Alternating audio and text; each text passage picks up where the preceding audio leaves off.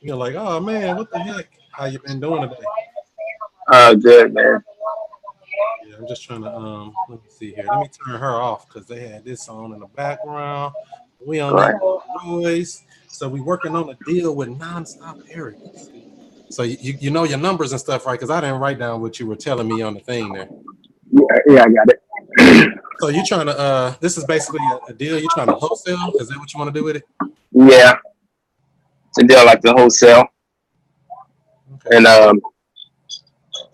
trying to figure out if is there any room to bring cash to the closing. There's Um, always room to bring cash to the close as long as it ain't your cash. right, right. Other people's money. Yeah, like seller's money. All right. It looks like we're live now. Streaming Okay. live right here on the one of your favorite sites. For those who don't know, my name is Chris Monroe, the student master teacher, Mr. I Stay Woke. We got a analysis. We're gonna try to break down this deal with Mr. Eric down in Louisiana. What up, bro? Yeah, how y'all doing? All I'm right. doing good. How you doing? What is that? My phone ringing? Why would my phone be ringing? All right. So this deal you're working on, does it is this house need a lot of repairs? Well, let me start off. Where you find this deal at? Driving for dollars. Yeah, driving for dollars. It seems like that's the big thing now. Everybody want to get in their car on their bike and go find some houses, huh? Yep. I mean, it's fun. So what'd you do? Call them or something, or you sent them some mail? Um, I sent him a deal machine. He called me, and he and that's how I got that lead, the deal machine postcard. So they called you back and said, "Hey man, I want to sell my house," and you like, "Well, you know what? You're talking to the right guy." So what do you think Exactly. this house is going to be worth when it's all fixed up in perfect condition? If I'm looking at Zillow, we know that's just a estimate, right? It's estimate, and it's not accurate. Always, it's probably lower. Saying 74,000 total view. Also says 74,000, and Real Estate ABC, the website I learned about from you, says around the same amount. So I'm always going to go at like, and I looked at a couple of comps, which there are not many. It's looking like it's going to be at 70, at least 70, and maybe more if we're lucky. But to be conservative, I'll say 70 because he got it appraised 5 years ago and it was worth 65. Wow. So he got it appraised a few years ago, and that came back about 65. So you thinking that somewhere 65 to 70 is conservative, just to be safe. Right. Okay, and then about what do you come back for your repair estimate? Repairs. Initially, when I walked in the house, the guy had granite in the kitchen. It really just, I mean, it looks like almost like a pretty house, except there's some stuff that needs to be fixed for sure. Carpet in one of the bedrooms. The bathroom has looked like some water damage on the floor, but something that doesn't seem to be too serious. The rest of the house is in great condition, and he started working on it and ran out of money. So I walked in, and I just was like 10,000, but if I can be conservative on that, I'll say 13,000. If I do like like a square footage, 1125 times, 10 to 15 bucks, I'll go right in the middle at 13 bucks, whatever that comes out. So I came out to about 13 to be conservative.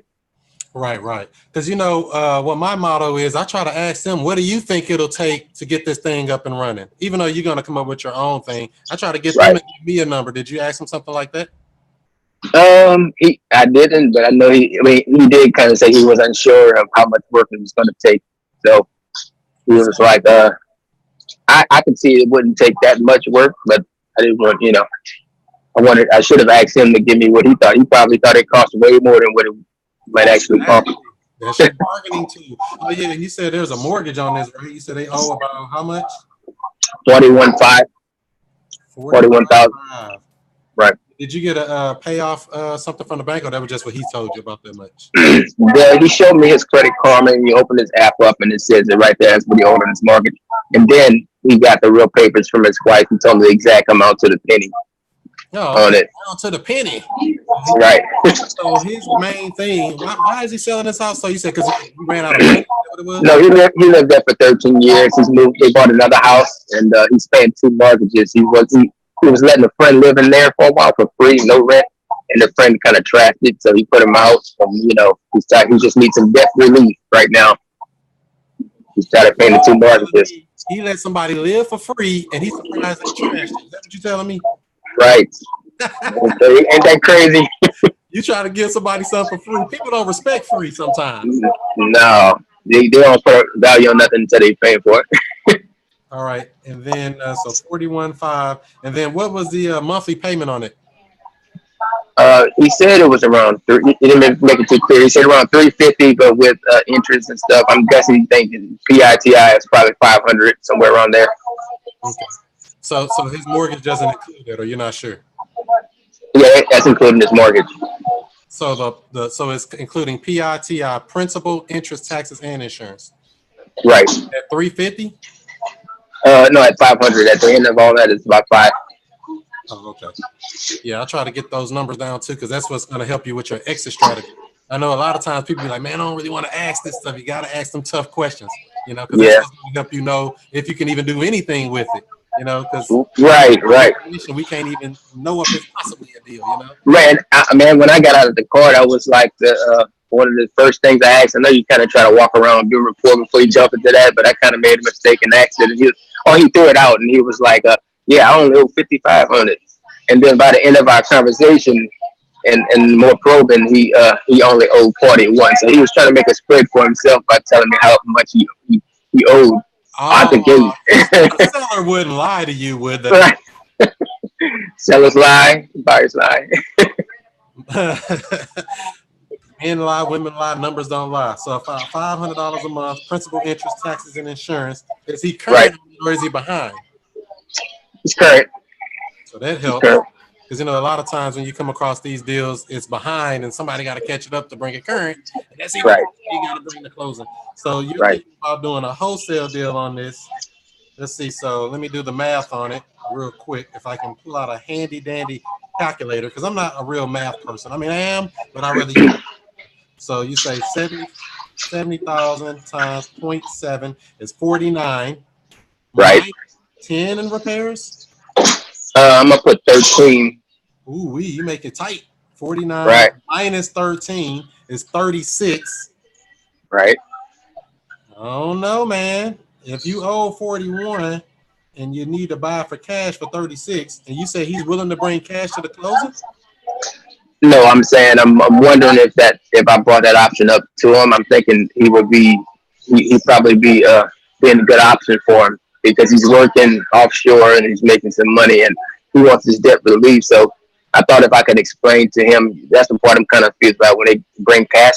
If I say, hey man, if I can relieve your debt, but you owe 42 on your mortgage, I'm going to pay most of that, but I can't pay all of it. I need you to pay $5,000 to $7,000 of it. And that way, in the grand scheme of things, you're getting rid of this headache.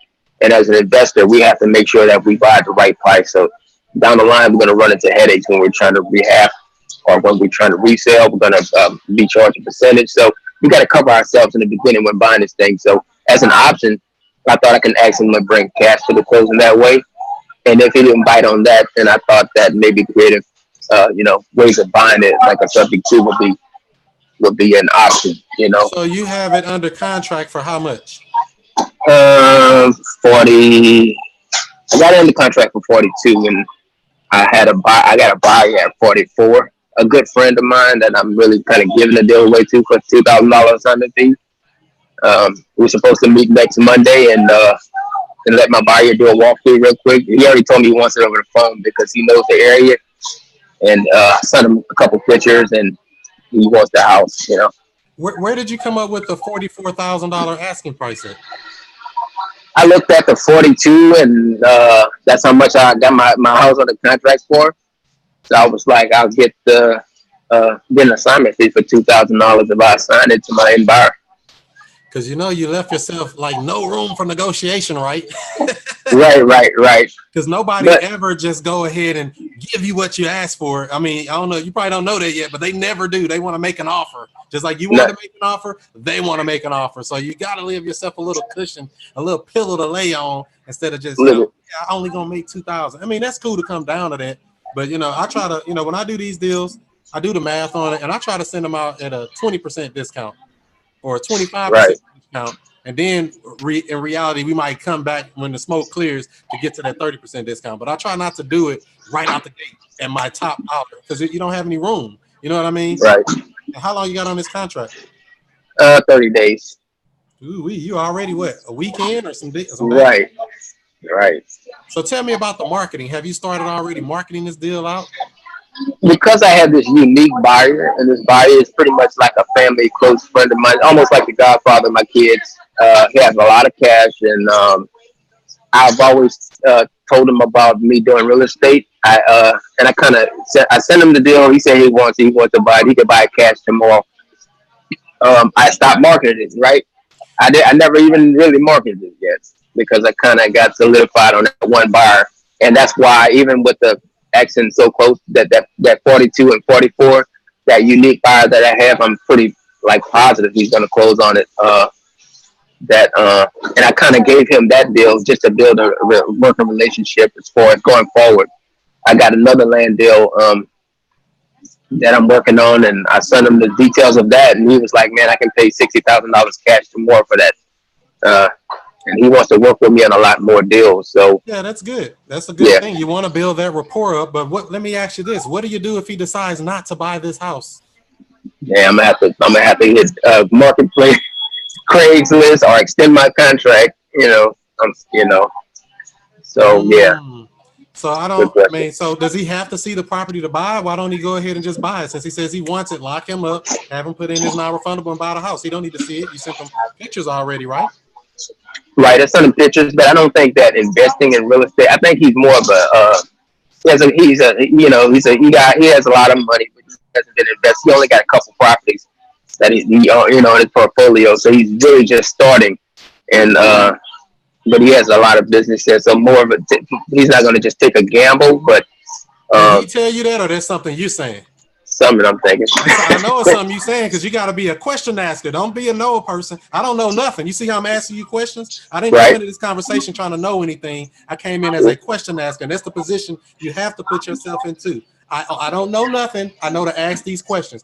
Would you be willing to go ahead and sign the paperwork and get this thing sold? Put your earnest money in. You see what I'm saying? If he got it sold, you put some pictures, lock him up under contract, put his money in. You don't have to worry about waiting for money. What are you waiting on money for? Right. You don't want to be in a position I'm waiting. If you know you want it, you know he's going to buy it. He's telling you, yeah, I'm going to buy it. Let's get the paperwork done. Let's go ahead and get the title work done. Let's do it. Let's pull the trigger. You showed him pictures. What did he say he wanted to come see the property first? I kind of insinuated that he wouldn't be able to see it until the guy got from offshore. Yeah. He probably didn't, he liked the numbers. He was all over, so he probably be ready to pull it. You got to shift that mindset around and say, I just ask questions. I don't know nothing. I don't know what you thinking. I don't know what he thinking. I don't know what nobody thinking. You can't be a mind reader. That's a bad thing to be in unless you really can read minds, which none of us can. So, that's why I would say, I would ask him, you ready? You like it? You've seen the pictures? Let's go ahead and get this thing done. Great thing. How much you're going to put down on your deposit or whatever. Even if you put down a few thousand, at least you know you got a real buyer. Because without that down payment and that paperwork done, you don't have a buyer. You got to wish. Even though he's a family friend, not saying he's a bad guy or a good guy. Say he come to the house. Oh man, I ain't know it was like this. I thought that picture looked different. Now you done waited 2 weeks and you out here swimming with the sharks. You don't want to be in that boat. You want to sell this thing, right?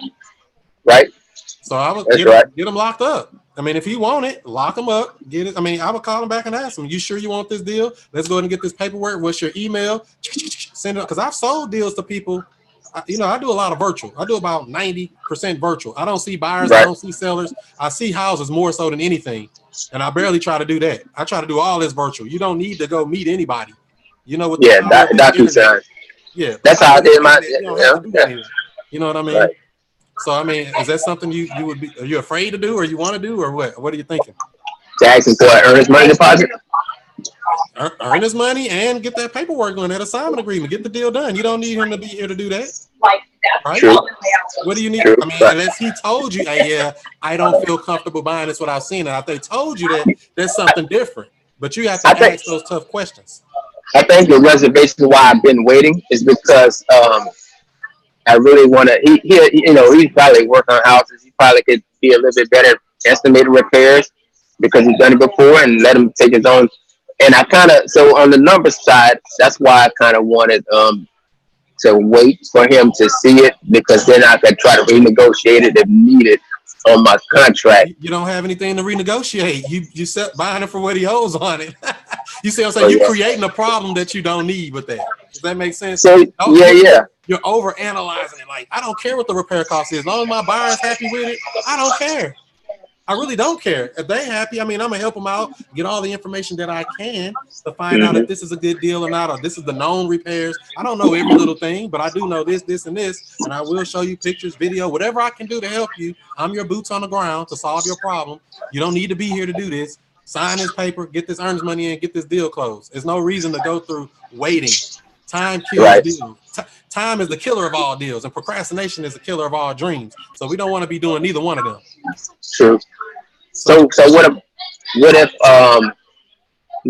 about the part where I asked about asking my seller to bring maybe 5,000 to the table just to ask and to explain to him, man, we have to buy at a certain price, you know, and we're relieving you of debt, you know. So what I about mean, that part? that's the thing. That's a problem that it looks like you're creating. Who said there was a problem? If your buyer's going to take it at 44 and you got it at 42, just sell the deal. What I mean, if we come to that point where if you had a bunch of buyers look at it, right, and everybody telling you the same thing, hey man, I can't do 44, but I can do 38, or I can do 40, or I can do some number that's less than what you got under contract for. That's when you go play that card. Don't overplay your hand. You got to play like it's poker. You got a poker face on. You don't know what the marketplace is going to do. So don't Right. assume anything. Just play your cards you got, ask good questions, and see what the marketplace is going to tell you. They're going to tell you the truth. So that's why it's so important to have more than one buyer. One is the worst number in business. You want to have multiple of everything. You want to have 50 people coming here and say the same thing. Dang, they all saying the same thing. They must know what they talking about. But if one guy coming in and saying, yeah, man, I don't know about this, man, it ain't going to work. That's one Right. opinion. You want multiple people coming in and they all giving you True. feedback and they all saying, hey, yeah, man, the most I can pay for this is 40. Now you got something Right. to go back with to renegotiate with. I never renegotiate without having a buyer on board. Whoever the end buyer is bringing the money. If they ain't on board, your renegotiation don't mean nothing because you don't have nobody Right. to buy right now. Never Right. renegotiate before a buyer is really serious about getting it and locked in, or something more Yeah. than just I think. I don't know nothing. You don't know Right. nothing. We know to ask questions. Take that Right. position on all your deals with the seller and with buyers. Ask questions. Don't know nothing. Just question person. Does that make All sense? right. That makes a lot of sense. So let's assume that my buyer came and we went to the property and he says, I like it at this price, but you know, what if he said I want to get a little bit more of a deal? Then at that point, can I renegotiate and try to ask the guy to bring some money to closing? If he says no, we still got the deal in the contract and say at a good price. And I if he mean, says you can do. yes, I you mean, know, the thing is, this stuff is endless, man. You can do anything you want. However, that would be creating a problem you don't want. That's an unnecessary problem. Having people bring money to the table is a card to play at a certain point. You're not at that point or even near that yet. right, You don't right, know that yet. If you already got somebody thinking about buying it at 44, what are we messing with that for? true, And that's the thing too. That's why I said, looking at the numbers, I don't know if you could have got more than 44 to begin with. You might have could have put it out for 48. Who said you can only right, make $2,000? So when you put limits on yourself, you have to put no limits on yourself and say, let the marketplace tell me what they think, more so than right, what you think, because you don't know, and I don't know.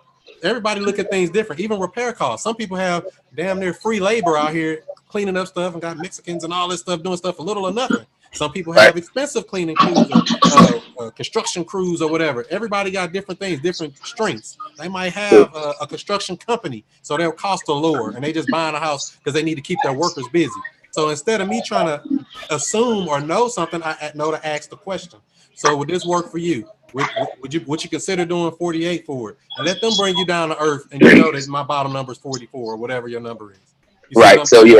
yeah, it makes a lot of sense. What I'm gonna do So is really, when we, it's probably a good thing that you haven't put this deal out yet, because like I said, I'll put it out maybe a little bit more. Let me check your numbers one more time though. You said it was let me make sure I'm counting this right, because like I said, yeah, what I normally do is put them out at about 20% discount first, and then let the marketplace bring me back to reality, and right. go from there instead of just automatically jumping to a 30% discount.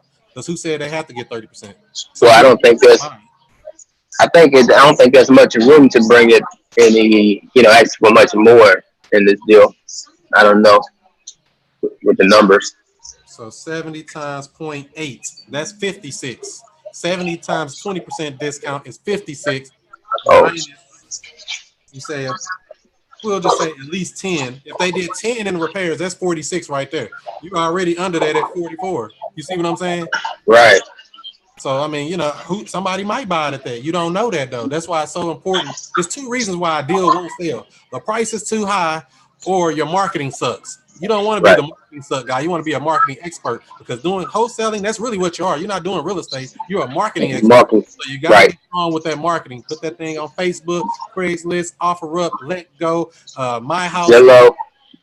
What else is it? Bigger What Pockets. about Zillow? Zillow, if you have to, wherever you got to market it. So, and I would Right. even, you see all this time going through tomorrow. I'm waiting for a buyer to come through. If I got a buyer, lock him up. If he ain't locked up, he ain't buyer. I mean, that's really the real answer. Regardless of if they the friend of the family and all that. I like that, but we got to do business. Yeah. Business mind. True. So what I'm gonna do is I'm gonna get pictures and all that stuff and do a walkthrough video and market it when I go look at it with my buyer.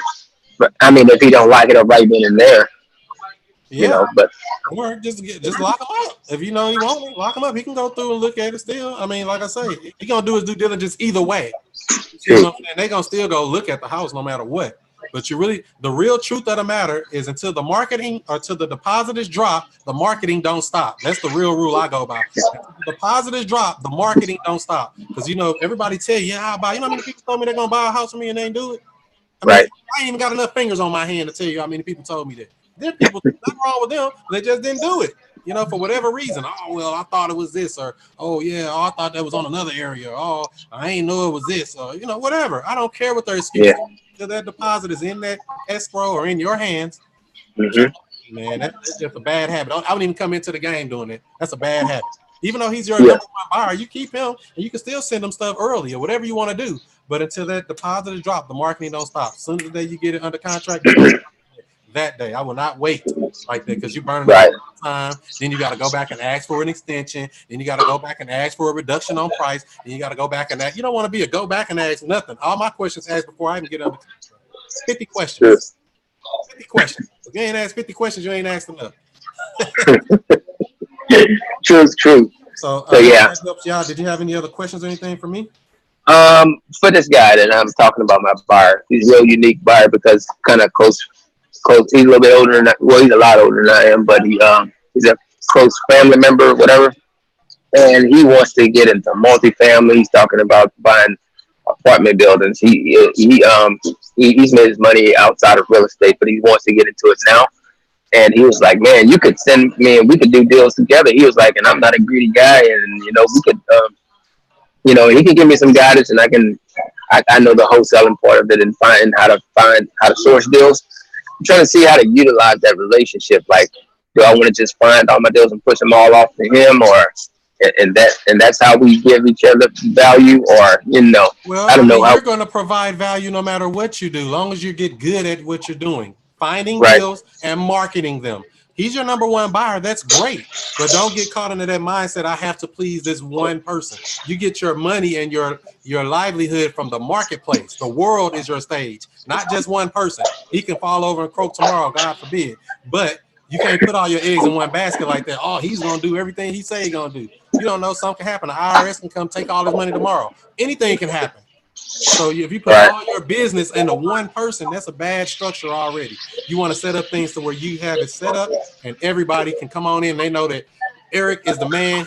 He makes it happen down here. If you want to know who's the shaker, we call him, because we know you got all the deals. We know you the man. We know you run this. People gonna come to you and they're gonna love you for it. So you just make sure you're providing value to the marketplace, not to one person. True. Because the more people you help, the more money you make. The more people more problems you solve, the more money you make, the more everything just gets better. You got to help a lot of people. That's why I do these live streams, because I can help you one-on-one on a phone, but that's only going to help you. But somebody else in the same situation you're going through, thinking the same thing you thinking, and I'm saying these same things, and it helps more people versus me just helping one person. I want to help more people because I know that helps me out and them out. Does that make sense? It makes a lot of sense. So, I'm going to try to move forward with this, and to answer that last question, to try to figure out how this relationship is going to work between he and I. Besides just sending him deals, I don't know how we could work together, what role he could play as far as my real estate and And that's the business. You know? thing. And that's a question for him. So how could I provide value to you? If he already told you I want apartments, I want this, try to find him that stuff. I mean, if you really want to provide value to him, so that's the thing. You got to be a question asker. Like you said, I don't know what he wants. You don't know, and I don't know. That's why we ask, what do you want? How can I help you today? That's always my position. How can I help you, Eric? How can I help your buyer? How can I help your seller? How can I help the title company clear an issue they can't clear? You know, you got to help everybody with this real estate game. That's what it really comes down to a lot of times. You end up helping everybody. Like, dang, I gotta tell you how to do this, and you are the glue in the middle to keep everything stuck together that's falling apart. So just be the person that go-to guy to come in and save the day. And that's what I would suggest. Ask him, what does he want? And try to get him for him. But make sure you start getting them under contract, man. I mean, that's cool that he family friend and all that. Get the contract, get them deposits. Because until then, it sounds good. It's just talk, lip service. And I don't give that stuff a lot of value from life experience. See, because real estate ain't my first business. I've been in business for a while. So people say a lot of things. Like we said in the beginning, man, men lie, women lie, numbers don't lie. So they can put their thing, lock their money up, man. Other than that, we just dreaming. It's just a dream. Hope they do right, but they never do. Ask your last 3 ex-girlfriends that she do right. You see what I'm saying? Everybody do right for a little bit, but they don't do right forever. So just protect yourself. Don't right. That makes a lot of sense, man. Makes a lot of sense. Yeah. Man, he answered a lot of my questions, man. I'm gonna move forward with this one. I got that land deal I told you about. He's like, sight unseen. He don't know much about that area. And I've been doing some of the due diligence on that as far as teaching myself about land, whether it's in a flood zone, whether what it's zoned for, and a lot of other questions that need to be asked. And really, it's his due diligence if he wants to buy it, just like houses. It's not my, you got to come look at his own repairs. But I've been putting myself more in the buyer's shoes, taking up my time when I really should. Yeah, okay. You should be doing that. So that's what my thing is. So say like this guy's traveling, doing whatever he's doing. You go take great video, great pictures, great analysis, great information. Send it to him. I want to buy it. I'm the buyer. I want to buy it. Send them that dang on paperwork, assign a contract over to them, and get your money and go on down the street. All that other stuff in the middle is extra work that you're creating. I wouldn't create that work of let me go meet him next week when he get back in. And if you already got the information they need, lock it up, get that thing sold. What we waiting on? Cool. Wait for. All right. Yeah, so that's what I'm gonna do with that land thing. I went to the land today and I took a panoramic 360 thing. Zillow has this app. You can just they can zoom around it. You've seen that before. And I'm gonna post that link on Zillow. I made a YouTube video. I'm gonna post on Zillow, so I'll send him that information for the land too, so he knows it's out there. He's gonna want to move even faster. Yeah, get that thing in the contract, and real estate breathes through paperwork. Paperwork done, man. All that other stuff just feel good. Get that paperwork done. Get in the title company. Get it in escrow. Get the money, man. I mean, the next thing you know, you'll be popping deals off left and right. Like, damn, all this time, what was I waiting on? What are you waiting on? Get the money, man. Any more questions? Anything for me? Nah, Chris Monroe, STL. I think we good. I think I'm good now, man. I'm gonna just move fast on what I got now, and keep following you, man. You're putting out great content, man. When I see something pop up, I'm hurry up. I'm on YouTube looking at it, man. It's like entertainment. I don't watch TV, man. And I'm learning from it. It's not only entertaining. So like you said, a lot of the questions you answer to other people, I have some of those questions, and that's right. Be a professional question asker, man. Because I don't know nothing. I still don't know nothing. I know all this little stuff about all this, but it's stuff that you learn over time. And I found out I really don't know nothing. The more you know, the more you find out you don't know nothing. Man, right, man. Like I went to the courthouse today, and I sat with the clerk of court, I sat with the tax assessors, and I went through the maps and the flood zones and asked a billion questions. So you got to find it. You got to know where to find the answers, and it's interesting when you get to learn all this stuff. You store it up here, you can apply it to the situation down the line. Exactly. All right. Where can people follow you at if they want to follow your journey? Nonstop Eric on IG. I don't post much, but once I start doing deals like you, my brother, I'm gonna post a lot more. Well, you I know, and mean, that's the thing. You document the journey and it'll give people that push to say, I can do it too. For those who don't follow me, you can follow me on all social media outlets at Chris Monroe STL. That's Snapchat, that's Twitter, that's Instagram, that's Facebook, that's YouTube, you name it, all social media at Chris Monroe STL. Plus, the website is chrismonroestl.com. On there, I have a list of all the services I use, the text message services, ringless voicemail services, the deal machine. Get you a free trial on that and some free deal credit by entering the keyword or promo code woke on deal machine. That's how you found that deal, right? On deal machine. right? Deal machine. Deal machine been doing it. So And I used the code woke. You know, I was using that same. I was gonna do the trial, however long I had, but you get comfortable with the deal machine. It's like, let me go and keep it because I'm getting deals now. heck So yeah. And these people and still going out here writing deals down and something like, man, I can't remember this stuff, man. I put it in the app and forget it. I like systems. And that's what even even that land deal, like I sent that card out to a house, but the neighbor got it and was like, she was like, I have land, 5.3 acres of land. So I was like, wow, deal machine getting land deals and everything. mm-hmm. That's how you do it, man. Other than that, I'm about to get up out of here and do some more woke stuff. So let's see here. Do what you do. Be who you be. And I'll see you before you. Well, you see me. Peace out here. Peace out, man. Thanks.